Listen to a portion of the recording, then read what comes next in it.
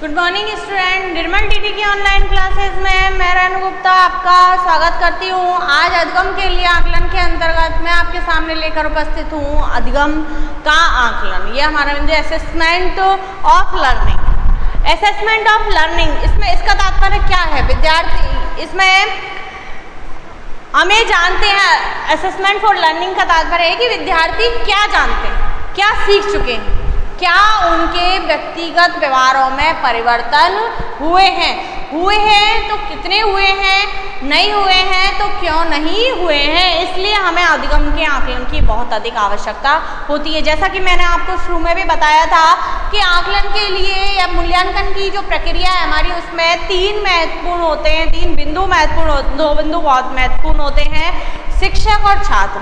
हम ये नहीं कह सकते कि आकलन केवल छात्र के लिए आवश्यक है,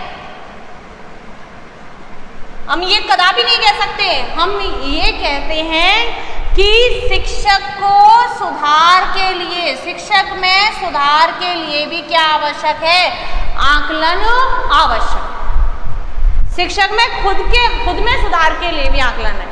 छात्र के तो हम उन्नति स्तर का पता लगाते हैं कि छात्र ने क्या सीखा है, क्या नहीं सीखा है, क्यों नहीं सीखा है, छात्र कमज़ोर है, छात्र इंटेलिजेंट है, यह किस क्षेत्र में जाएगा, यह किस क्षेत्र में अपना कैरियर बनाएगा। इन सब फला चीज़ों के लिए छात्र के लिए तो मूल्यांकन आवश्यक है, आकलन आवश्यक है, लेकिन उससे भी ज़्यादा महत्वपूर्ण है शिक्षक के लिए आकलन। क्यों?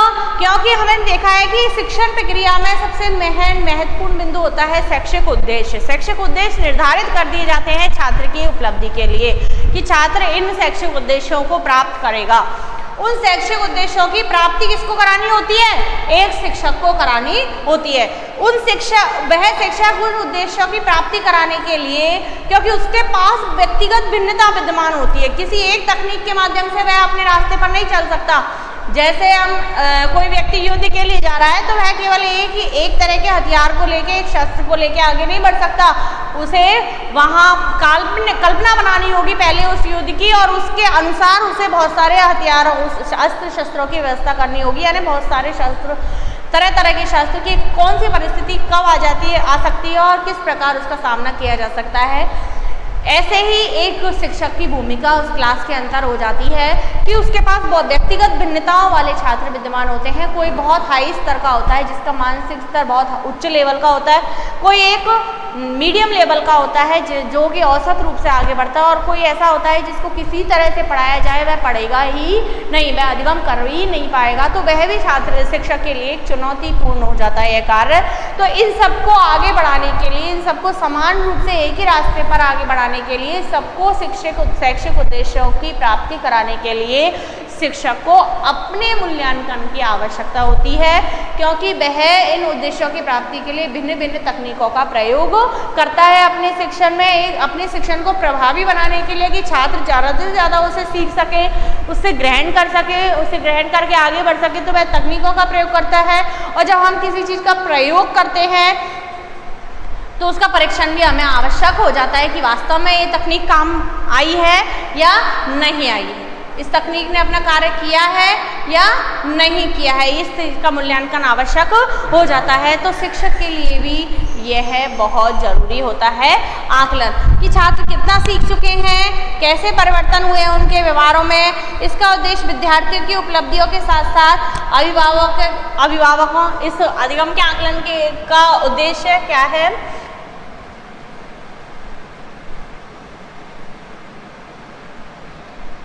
विद्यार्थियों की उपलब्धियां ज्ञात करनी है। इसके माध्यम से अभिभावकों व अन्य को शिक्षा प्रदान करने वाले नियोक्ताओं स्वयं के साथ, यानी अभिभावकों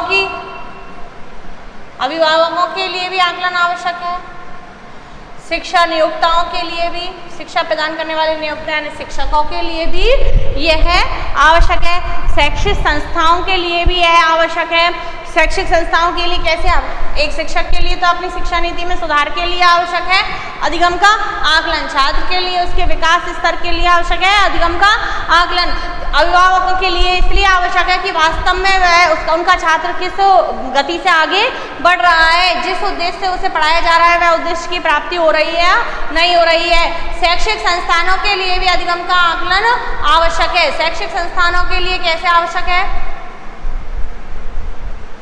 वर्तमान में आपने देखा होगा कंपटीशन का जमाना है, हर गली में एक स्कूल हमें मिल जाता है, एक विद्यालय हमें मिल जाता है, हर विद्यालय छात्र को अपनी ओर आकर्षित करता है, लेकिन हम अपने बच्चे का एडमिशन वही कराते हैं जहां उसे उसके लक्ष्य की प्राप्ति हो जाए। जब शैक्षिक संस्थान ऐसा मिल जाता है कि वहाँ ना पढ़ाई होती है, ना छात्र के ज्ञानात्मक पक्ष पर ध्यान दिया जाता है, ना भावात्मक पक्ष पर, और ना ही छात्र के क्रियात्मक पक्ष पर कोई ध्यान दिया जाता है, तो ऐसे शिक्षण संस्थान में बालक को अध्ययन कराना अभिभावक के लिए बहुत भारी पड़ जाता है। तो शैक्षिक संस्थान भी अपना समय समय पर मूल्यांकन करते रहते हैं। जो उनके एग्जाम होती हैं बच्चों की, उनके परिणामों से शैक्षिक संस्थान को भी एक प्रोत्साहन मिलता है, एक बल मिलता है कि हमारे यहाँ इतना टैलेंटेड टीचर्स हैं, शिक्षक हैं जिनके द्वारा छात्र अपने लक्ष्य को प्राप्त कर पा रहे हैं, जिससे कि उनके आगे का रास्ता भी क्लियर होता है। तो इस प्रकार अधिगम का आकलन सभी के लिए जरूरी है। अधिगम का आकलन प्रक्रिया में विद्यार्थी की उपलब्धि सार्वजनिक होती है,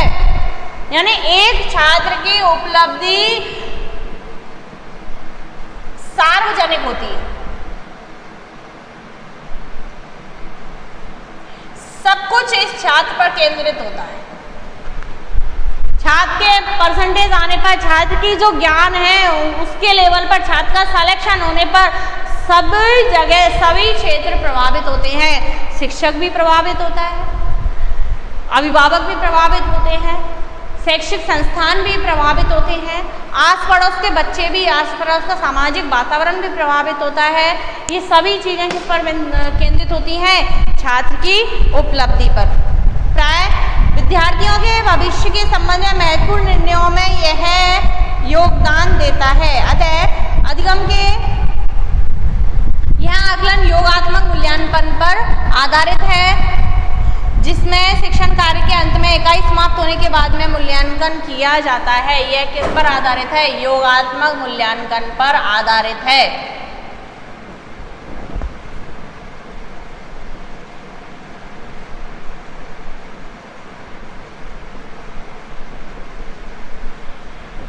कौन? अधिगम का आकलन योगात्मक मूल्यांकन पर आधारित है। योगात्मक मूल्यांकन पर कैसे? शिक्षण, जिसमें शिक्षण कार्य के अंत में इकाई पर आकलन किया जाता है, इकाई समाप्त होने के बाद मूल्यांकन किया जाता है, और धीरे धीरे समय समय पर स्टेप बाय स्टेप मूल्यांकन किए जाते हैं, जिससे कि शिक्षक को और उसके छात्र को उसकी योजना का पता लग जाए। अधिगम के आकलन की योजना का प्रारूप देखिए। अधिगम के आकलन की योजना का प्रारूप क्यों बनाया जाता है, कैसे बनाया जाता है?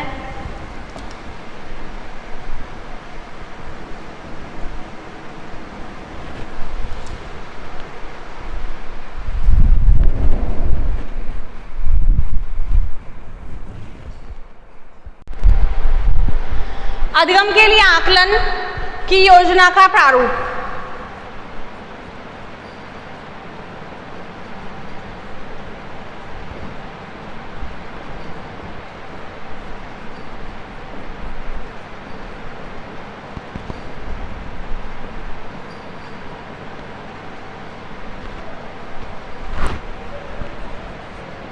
अधिगम के लिए आकलन की योजना का प्रारूप कि कैसे अधिगम के लिए आकलन की योजना बनाई जानी चाहिए। अध्यापक को देखिए, विद्यार्थियों के अधिगम स्तर, उपलब्धि स्तर का पता लगाने के लिए क्या किया जाता है? आकलन किया जाता है। किसका? अधिगम स्तर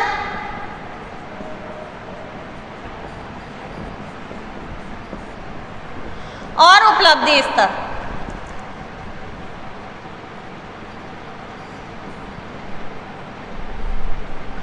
विद्यार्थियों के अधिगम स्तर और उपलब्धि स्तर। अधिगम स्तर क्या है कि विद्यार्थी किस प्रकार सीख रहा है, विद्यार्थी का मानसिक स्तर क्या है, वह किस तकनीक के द्वारा अधिगम कर सकता है, उसके ग्रहण करने की क्षमता क्या है। अधिगम स्तर यह है। उपलब्धि स्तर, वह क्या प्राप्त कर सकता है, किस विधि से उसे सिखाया जा सकता है जिससे वह इस क्षेत्र को प्राप्त कर पाएगा। कई विद्यार्थी होते हैं जिन्हें भिन्न भिन्न तकनीकों से पढ़ाया जाता है लेकिन वह अपने लक्ष्य को प्राप्त नहीं कर पाते, तो उपलब्धि स्तर भी इसमें जरूरी है। इन दोनों चीज़ों का ज्ञान करने के लिए, पता लगाने के लिए क्या किया जाता है, आकलन किया जाता है। इसलिए एक अध्यापक को बालक के अधिगम के आकलन हेतु एक निश्चित योजना बनानी होती है। इन दोनों ही ये दोनों ही बिंदु एक शिक्षक के लिए, एक छात्र के लिए बहुत जरूरी होते हैं। अगर इन दोनों का सही भान शिक्षक को हो जाता है, सही पता शिक्षक को लग जाता है, तो छात्र अपने लक्ष्य को प्राप्त कर लेता है। तो इसके लिए एक शिक्षक को एक निश्चित योजना बनानी होती है, एक प्रारूप बनाना होता है। देखिए पहला इसमें प्रारूप का निर्धारण करना इस प्रकार आवश्यक है। इन बातों का ध्यान रखना चाहिए। अध्यापक को इस योजना की पहली बात ये ज्ञात होना चाहिए कि मैं विद्यार्थियों का आकलन क्यों कर रहा हूँ। आकलन के लिए अधिगम स्तर, उपलब्धि स्तर की जानकारी के लिए आकलन किया जा रहा है। तो सबसे पहली जो बात है कि शिक्षक को ये बात की जानकारी होनी चाहिए कि मैं आकलन क्यों कर रहा हूँ,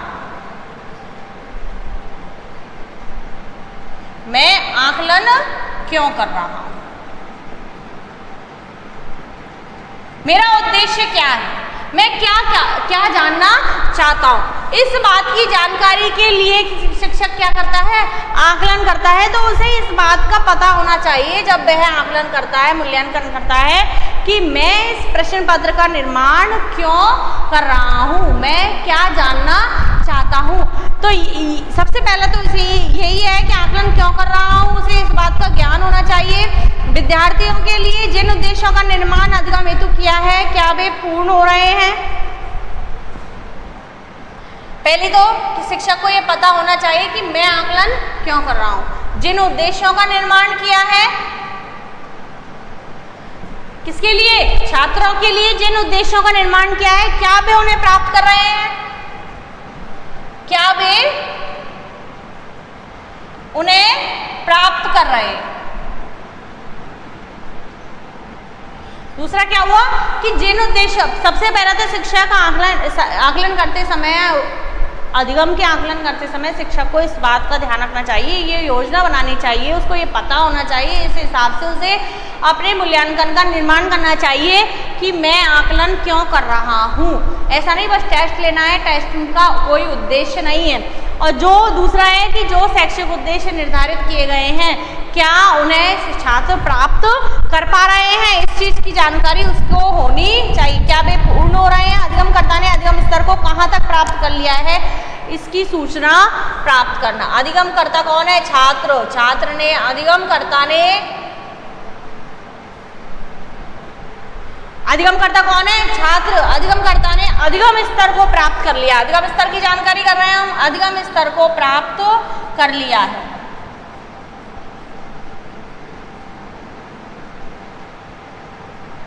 अधिगम स्तर को प्राप्त कर लिया है या नहीं किया है, इस बात की सूचना प्राप्त करना इस आकलन का उद्देश्य होना चाहिए, इस आकलन की योजना के अंतर्गत होना चाहिए। स्पष्ट उद्देश्य होने चाहिए एक शिक्षक के, कि वास्तव में उसे ये पता हो कि इसका आकलन क्यों किया जा रहा है, छात्र का आकलन क्यों किया जा रहा है, क्या जो शैक्षिक उद्देश्य निर्धारित किए गए हैं उन्हें वह प्राप्त कर रहा है या नहीं कर रहा है। अधिगम स्तर, उसका अधिगम स्तर कहाँ तक पहुँचा है। विद्यार्थियों के आकलन हेतु विभिन्न प्रमाणिक परीक्षण, प्रायोगिक कार्य, दत्त कार्य आदि सही समय पर प्रदान किए जाने चाहिए।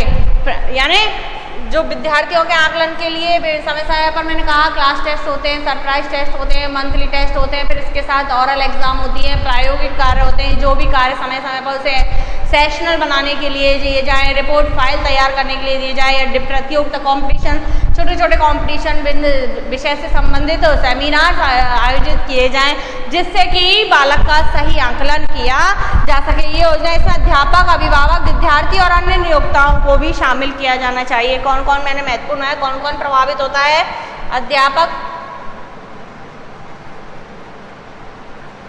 विद्यार्थी, अभिभावक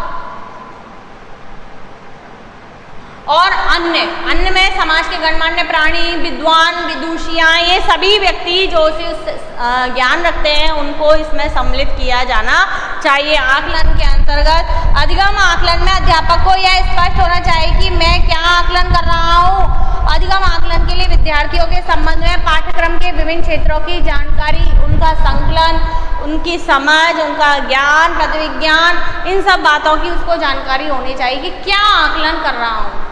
जिस प्रश्न पत्र को मेरे द्वारा तैयार किया जा रहा है, जिस बात का आकलन किया जा रहा है, क्या वह छात्रों के स्तर के अनुकूल है, क्या मैं जिस उद्देश्य से कर रहा हूँ वह यह प्रश्न पत्र उद्देश्य की पूर्ति कर रहा है, क्या उस बात का आकलन किया जा रहा है या नहीं कर पा रहा है। इन सब बातों की जांच इस आकलन के अंतर्गत की जानी चाहिए। इसके अतिरिक्त अधिगम के आकलन में विद्यार्थी की आवश्यकता को भी ध्यान रखना चाहिए। विद्यार्थी की आवश्यकता,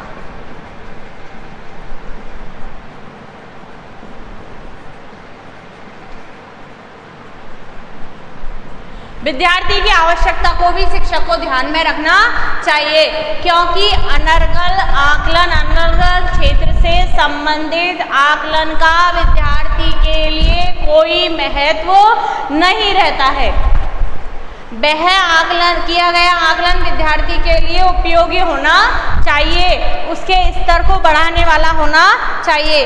विद्यार्थी का चयन इस प्रकार किया जाए कि पाठ्यक्रम के वांछित परिणामों, बालकों की समझ, गुणवत्ता, कौशल को प्रदर्शित करने वाली हो। विद्यार्थियों के आकलन के लिए छात्रों का आकलन इस प्रकार किया जाए, यानी सभी छात्रों का जो आकलन है वह इस प्रकार से किया जाए कि वह विद्यार्थियों के पाठ्यक्रम के वांछित परिणामों और विद्यार्थियों की समझ, गुणवत्ता, कौशलों को प्रदर्शित कर सके। समझ,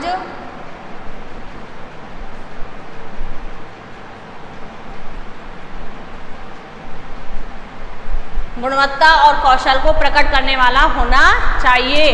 क्या आकलन विद्यार्थियों, जिन विद्यार्थियों का आकलन किया जाए उनके लिए ऐसे कौशल का इस प्रकार से उनका चयन किया जाना चाहिए कि वह पाठ्यक्रम के उद्देश्यों को स्पष्ट कर सकें, साथ ही विद्यार्थियों की समझ को प्रकट कर सकें, गुणवत्ता को प्रकट कर सकें, उनके कौशलों को, उनके ज्ञान को, अधिगम स्तर को प्रकट कर सकें। ये थे इसके बालकों के अधिगम का मूल्यांकन अत्यंत सावधानी पूर्वक, और सबसे बड़ी बात है वह है निष्पक्ष रूप से किया जाना चाहिए। इसमें निष्पक्षता सबसे ज़्यादा महत्वपूर्ण है एक अध्यापक के लिए, कि छात्र का आकलन करते समय उसकी दृष्टि बिल्कुल पक्षपात रहित होनी चाहिए। किसी छात्र के विषय में विशेष पक्ष उसे नहीं रखना चाहिए और ना ही किसी छात्र के विषय में बिल्कुल शून्य उसे रहना चाहिए। जैसा है एज इट इज पोजीशन उसे सामने लानी चाहिए।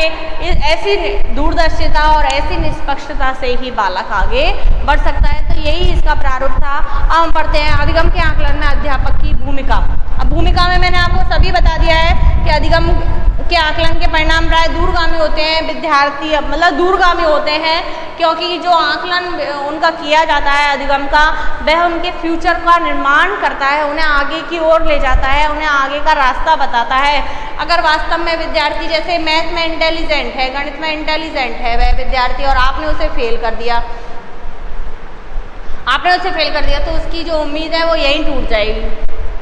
तो आकलन आपका स्पष्ट वक्ता होना चाहिए। आकलन ही कहे कि जो आपका जो परिणाम है वही कहते उस छात्र के विषय में स्पष्ट घोषणा करने वाला होना चाहिए। यह अध्यापक की भूमिका है इसमें कि परिणाम इसके दूरगामी होते हैं, इसलिए इसके जो परिणाम हैं वह छात्र को गंभीर रूप से प्रभावित करते हैं। अध्यापकों का यह उत्तरदायित्व बनता है कि वे विद्यार्थियों के अधिगम की सही सूचना साक्ष्यों के साथ प्रेषित करें। साक्ष्य सबूत के साथ, यानी प्रमाण सहित उसका परिणाम सामने आना चाहिए। छात्र के मन में कोई शंका नहीं होनी चाहिए, कोई तर्क वितर्क नहीं होना चाहिए, कोई ऐसी भावना नहीं आनी चाहिए जो उसे कुंठित करे, जो उसे नकारात्मकता की ओर ले जाए। आपका आकलन, यहाँ पे शिक्षक की भूमिका सबसे ज़्यादा महत्वपूर्ण रहती है कि आपके द्वारा किया गया आकलन छात्र के विषय में भविष्यवाणी करता है। भविष्यवाणी का तात्पर्य है आपका नजरिया छात्र के प्रति जैसा होगा, आपने जैसा परिणाम प्राप्त किया है वैसा ही छात्र अपने आप को समझने लगता है। तो इसमें यही है सबसे पहला जो आवश्यक प्रभावकारी अधिगम के आकलन की आवश्यकता है कि अध्यापक निम्नांकित सूचना प्रदान करें। क्या क्या सूचना प्रदान करें? अधिगम के विशेष आकलन का किसी विशेष समय पर करने का तर्क,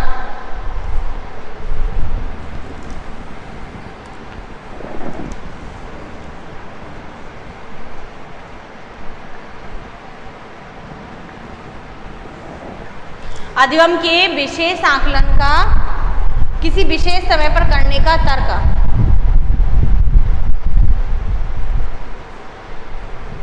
यानी जब शिक्षक आकलन करता है तो विशेष समय पर करने का तर्क देना चाहिए। जैसे मैंने कहा कि विशेष समय पर करने का तर्क,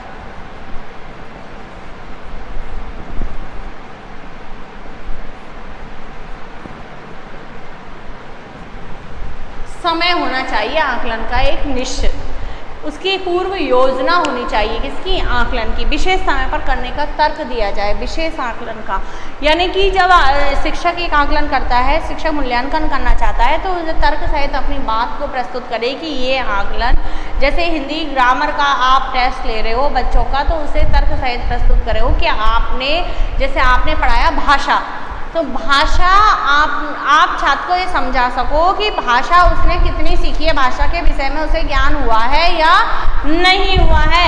एक विशेष तर्क छात्र के सम्मुख आप प्रस्तुत कर सको। अभिप्रेरित अधिगम का स्पष्ट वर्णन किया जाना चाहिए। अध्यापक निम्नांकित सूचना इसके द्वारा प्रदान कर सकता है। अभिप्रेरित अधिगम का स्पष्ट वर्णन,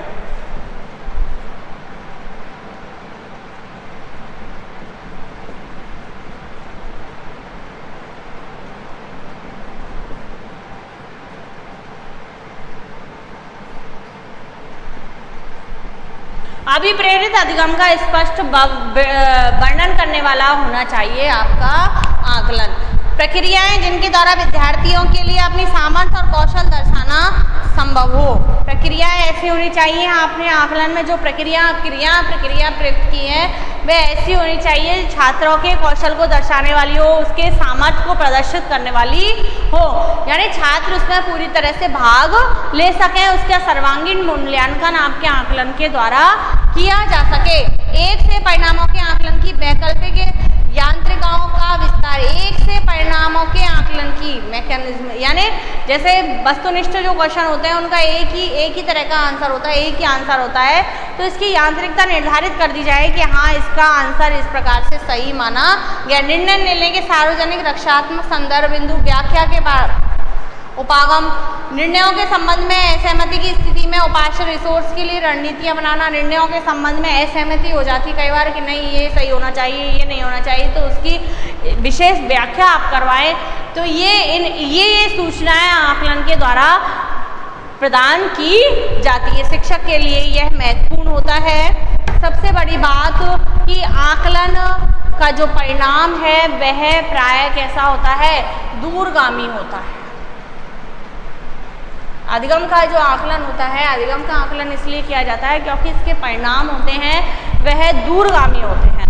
दूरगामी छात्र के विषय में विशेष व्याख्या करने वाले होते हैं, तो इसलिए यहाँ पर शिक्षक भी महत्वपूर्ण होता है, छात्र भी महत्वपूर्ण होता है। इसके परिणाम जो होते हैं वह उसके सामाजिक स्तर को भी प्रभावित करते हैं, उसके पारिवारिक स्तर को भी प्रभावित करते हैं, उसके मानसिक स्तर को भी प्रभावित करते हैं, अभिभावकों को भी प्रभावित करते हैं, शिक्षक को भी प्रभावित करते हैं और छात्र को भी प्रभावित करते हैं। इस प्रकार इसके नियोजन में शिक्षक को विशेष सावधानी बरतनी चाहिए। उसे ये पता होना चाहिए कि वह किस चीज़ का आकलन कर रहा है और क्यों कर रहा है, किस उद्देश्य से कर रहा है। जिस उद्देश्य से किया जा रहा है वह उद्देश्य इस आकलन से सफल हो रहा है, पूरा हो रहा है या नहीं हो रहा है। अब बात आती है, तो अधिगम का आकलन था, अब बात आती है हमारी सामाजिक सांस्कृतिक उपागम की।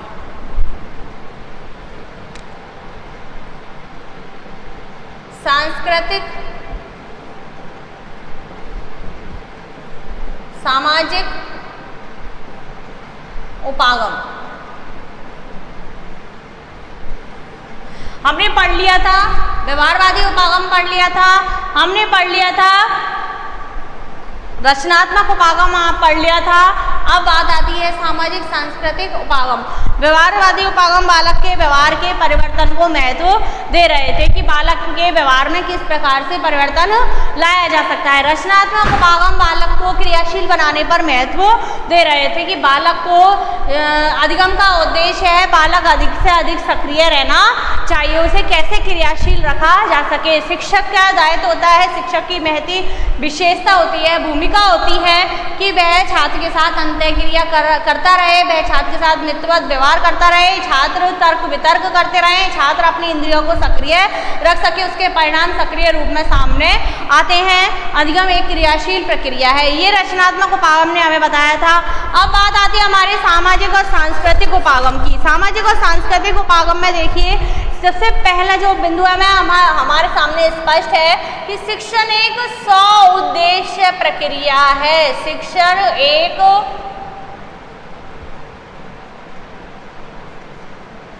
स्व-उद्देश्य प्रक्रिया है। उद्देश्य पूर्ण प्रक्रिया है, बिना उद्देश्य के शिक्षण कार्य नहीं किया जा सकता। हम विद्यालय जाते हैं, हम किसी क्लास की पढ़ाई करते हैं, हम किसी पाठ्य वस्तु का अध्ययन करते हैं तो उसका कोई ना कोई उद्देश्य हमारे लिए होता है और शिक्षक एक निश्चित उद्देश्य को लेकर के आगे बढ़ता है। तो ये एक उद्देश्यपूर्ण प्रक्रिया है जिसका सबसे सबसे बड़ा जो उद्देश्य है वह है बालक का सर्वांगीण विकास करना। शिक्षण का सबसे बड़ा उद्देश्य है वह क्या है? सर्वांगीण विकास, उसके ज्ञानात्मक क्षेत्र का विकास करना, उसके भावात्मक क्षेत्र का विकास करना, उसके क्रियात्मक क्षेत्र का विकास करना।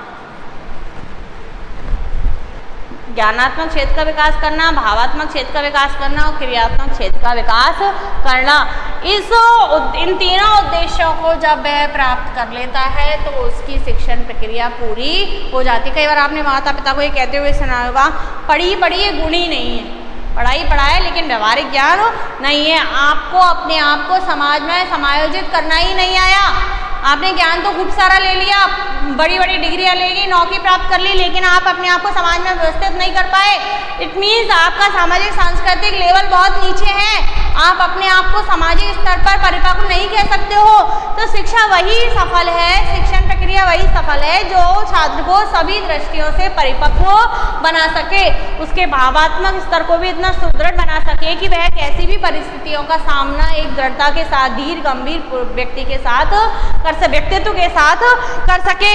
तो ज्ञानात्मक, भावात्मक, क्रियात्मक, ज्ञानात्मक पक्ष का विकास अनुदेशन से हो जाता है। ज्ञानात्मक पक्ष का विकास तो जो शिक्षक पढ़ाता है, जो किताबों के माध्यम से हमने सीखा है, नेट पर उपलब्ध है, जो भी बाहरी ज्ञान है वह हमें ज्ञानात्मक स्तर को मजबूत कर देता है, अनुदेशन के माध्यम से हो जाता है। क्रियात्मक पक्ष का विकास शिक्षण से हो जाता है और भावात्मक पक्ष का विकास शिक्षण के प्रतिपादन से हो जाता है कि शिक्षण के द्वारा आपने जो सीखा है वह आपने अपने जीवन में कहाँ तक प्रयोग किया है, उसका प्रयोग आपने अपने जीवन में कहाँ तक किया है। तो इन तीनों ही पक्षों का विकास जरूरी है। विद्यार्थी के पूर्ण ज्ञान के लिए शिक्षण की व्यवस्था स्मरण से चिंतन स्तर की ओर अग्रसर होनी चाहिए। शिक्षण की जो व्यवस्था है इन तीनों क्षेत्रों का ज्ञान प्राप्त करने के लिए स्मृति से चिंतन स्तर की ओर होना चाहिए।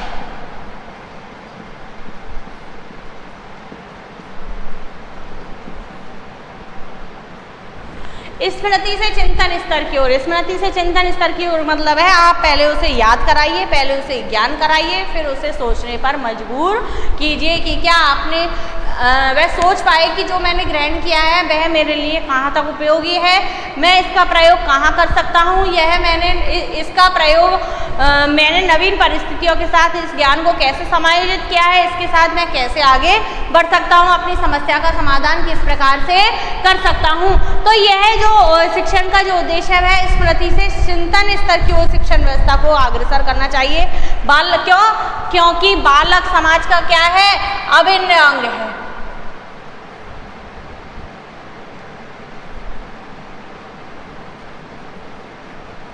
अभिन्न अंग है, अभिन्न अंग का मतलब है जो कभी ना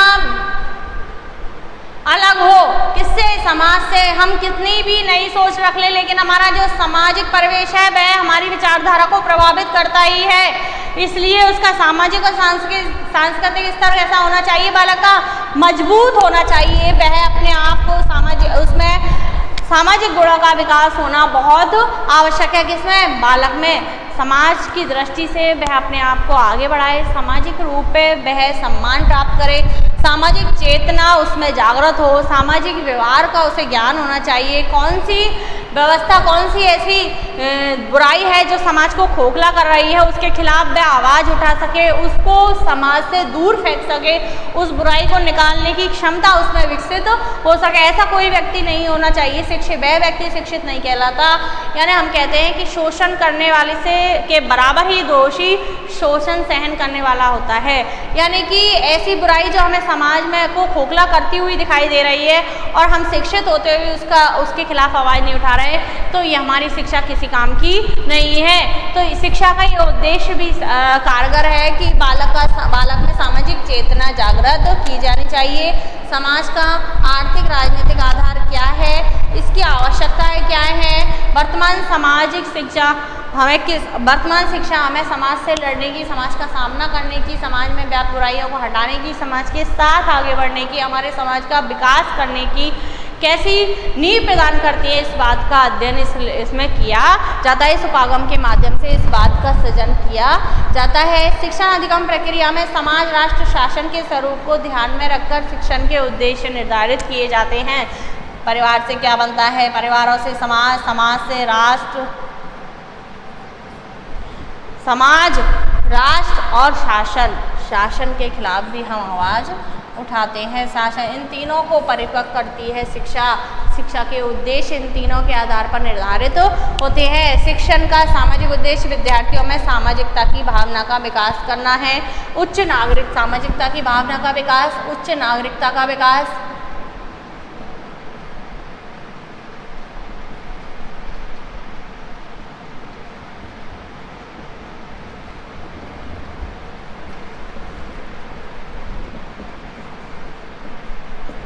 यानी आप मानव होकर भी मानवता की रक्षा नहीं कर पाते हो तो आपकी शिक्षा आपके किसी काम की नहीं है। शिक्षा कहती है कि बालक में सामाजिक भावना का विकास होना चाहिए, वह सबको साथ लेकर आगे बढ़ना चाहिए, अकेलेपन में नहीं रहना चाहिए। अकेले का विकास कोई विकास नहीं कहलाता है। दूसरा है, बालक में उच्च नागरिकता का विकास कौन करती है, शिक्षा करती है। नागरिक गुणों का विकास, एक नागरिक होने पर आपके क्या दायित्व हो जाते हैं। आप परिवार के लिए सब कुछ करते हैं, अपने बच्चों, अपनी बीवी, अपने परिवार, अपने मम्मी पापा, माता पिता, अपनी बहन भाई के लिए तो सब कुछ करता है, लेकिन एक समाज के लिए, एक देश के नागरिक के लिए क्या कर्तव्य है वह आपको मालूम होनी चाहिए। उन उद्देश्यों की पूर्ति शिक्षा के द्वारा होनी चाहिए। यह इसके सामाजिक सांस्कृतिक उपागम, प्रेम, सहयोग, भाईचारे की भावना, उसके समाज से लड़ने की भावना, सामाजिक बुराइयों को हटाने की भावना, समाज का विकास करने की भावना, सामाजिक कार्य करने की भावना, मानवीय गुणों के विकास की भावना कि एक दूसरे का सहयोग कर सके, विपत्ति में देश को विपदाओं से कैसे बचाया जा सके। जो कोई जैसे वर्तमान में कोविड-19 आया, पूरे देश पर आया, तो इससे हम साथ मिलकर कैसे लड़ सकते हैं, कैसे इसका मुकाबला कर सकते हैं, इस तरह की भावनाएं शिक्षा के द्वारा इस उपागम के माध्यम से डेवलप की जाती हैं। आगे कल पढ़ेंगे। धन्यवाद।